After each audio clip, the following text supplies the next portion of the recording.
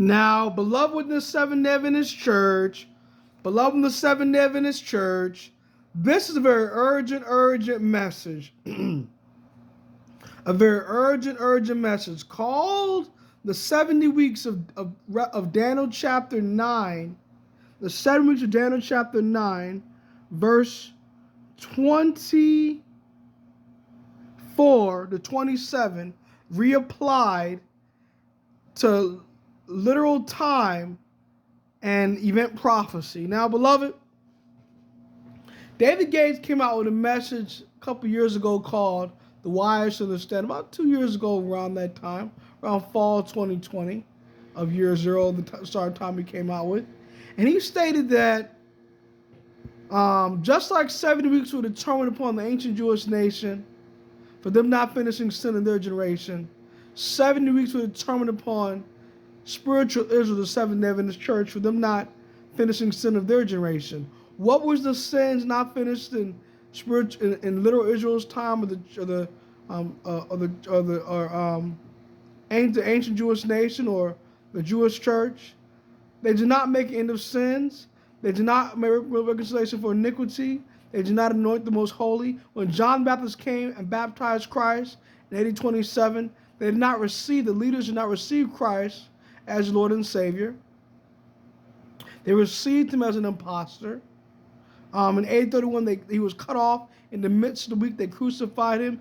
And in AD 34, at the end of the 70 weeks, they stoned Stephen. So they rejected the messengers that proclaimed the message of Christ's coming as a babe and his first coming to the world to deliver the Jewish nation from bondage and the world from sin. Now, beloved,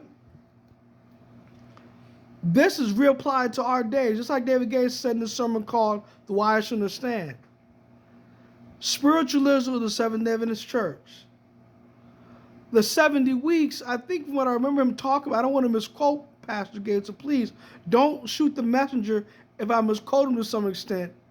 But those 70 weeks were to start at a certain time and to end at certain events in our last days. Just like David Gates said, a lot of people aren't too concerned about what happened in early Middle history in 1830 in 1844 when Christ was in the most holy place. They're not so concerned what happened in 1833 when the stars fell from heaven. They're not so much concerned about 1798 when the time of them began. They want to know what was happening in our time. What is happening in our time? The Pope came to speak for 2 houses of Congress, fall 2015, on Day of Atonement for that year. Spring 2019, after David Gates gave him a sermon, even during fall 2018, we have a green Sabbath law being starting blowing of the winds, or a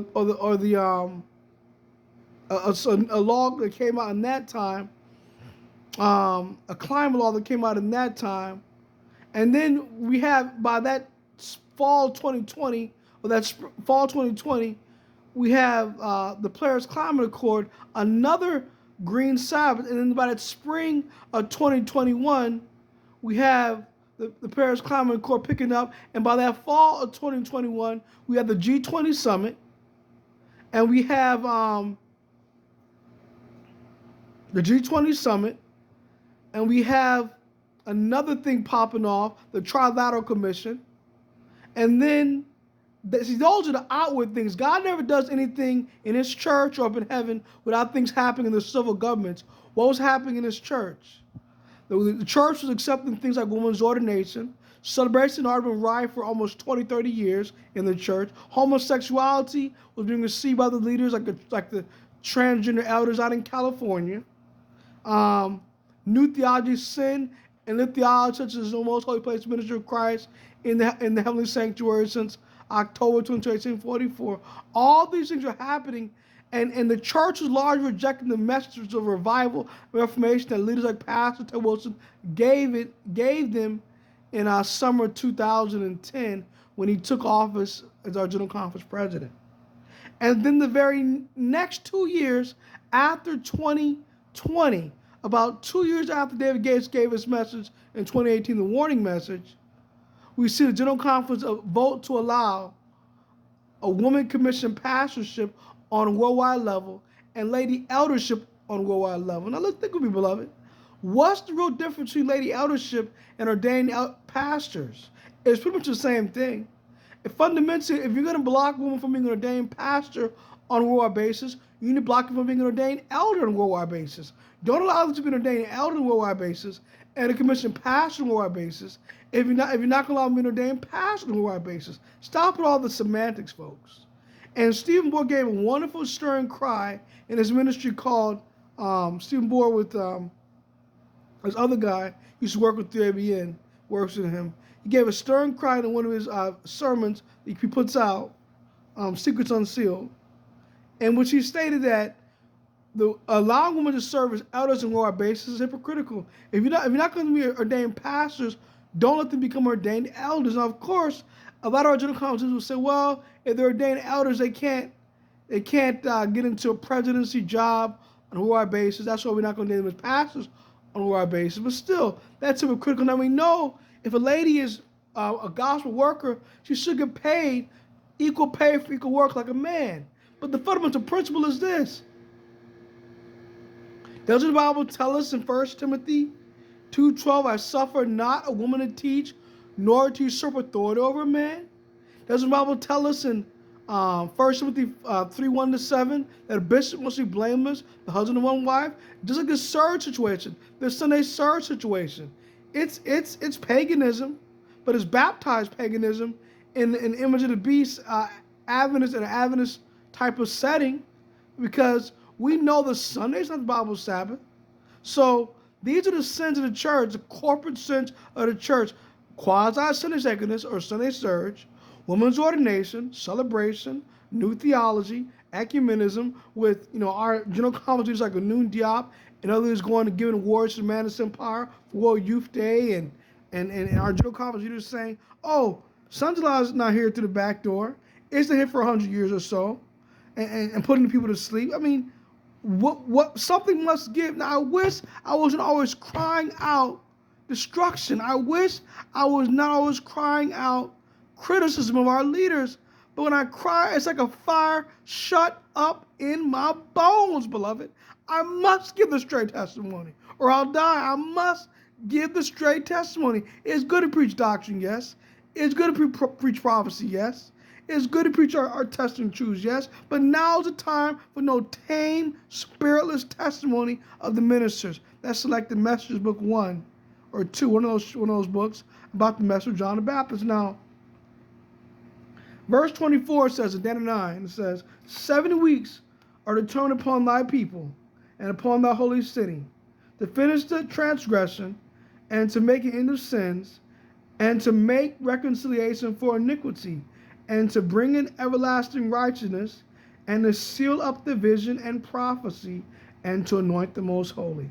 That 70 weeks is actually reapplied these last days to 70 days of weeks.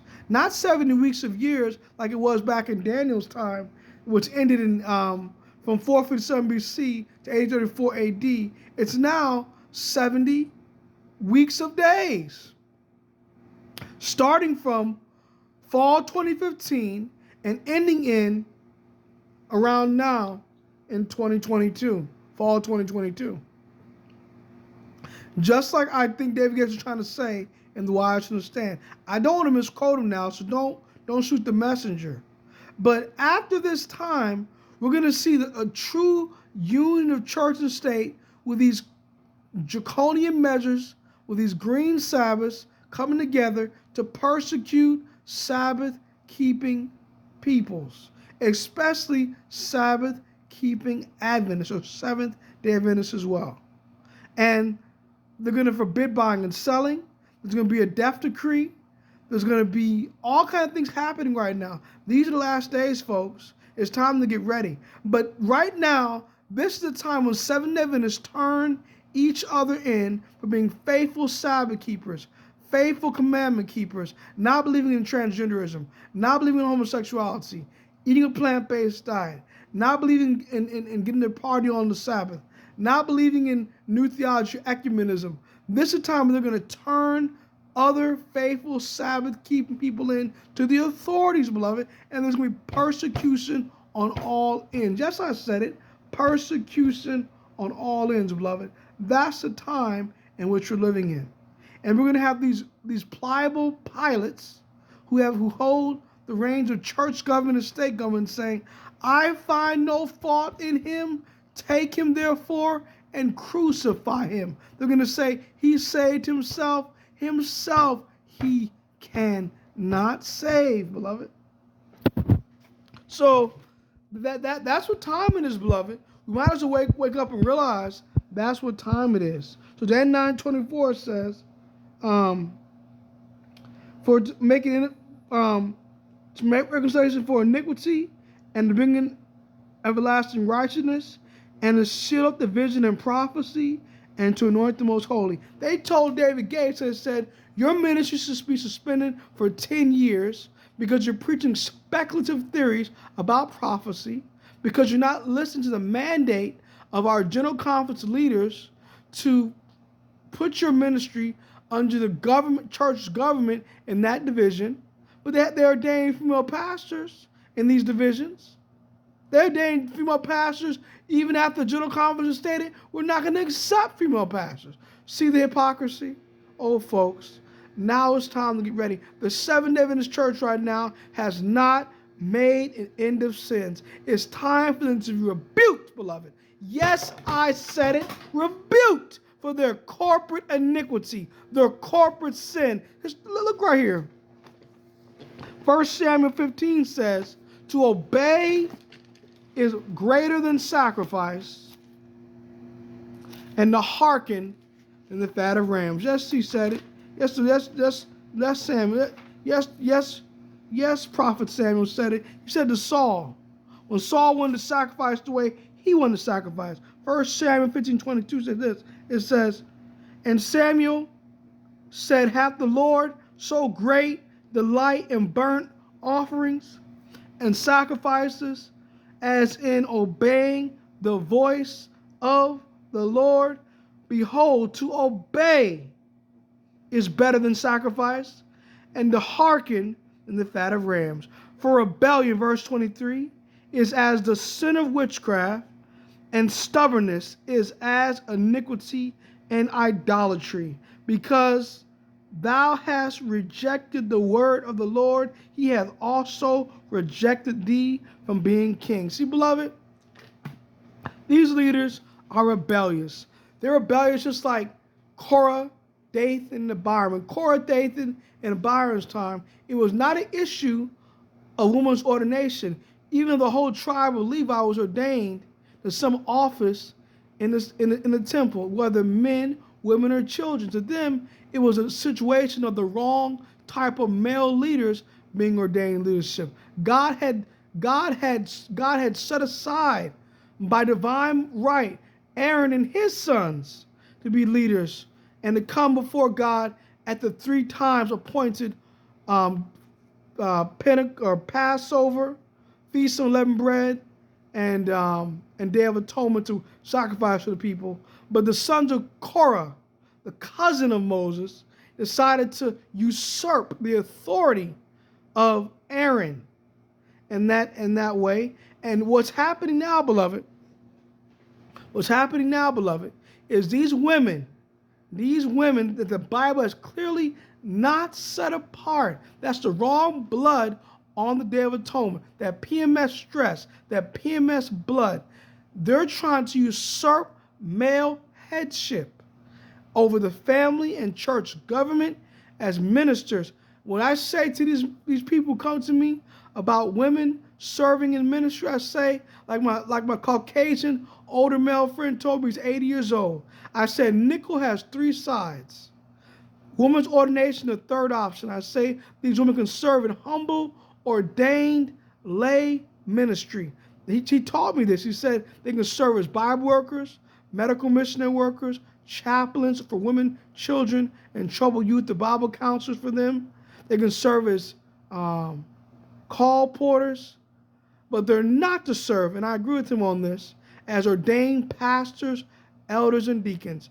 We need an order in God's church. They should not be presiding over the ordinances such as baptisms, communions, and marriages and funerals. That is not their role. That is usurpation. And if I ever accept that, I may be cut down like Uzzah was for touching the ark the wrong way. Now, beloved, I'm still going to return tithe to my local church, regardless of what they're doing on that issue, because this is God's church. That's not my sin.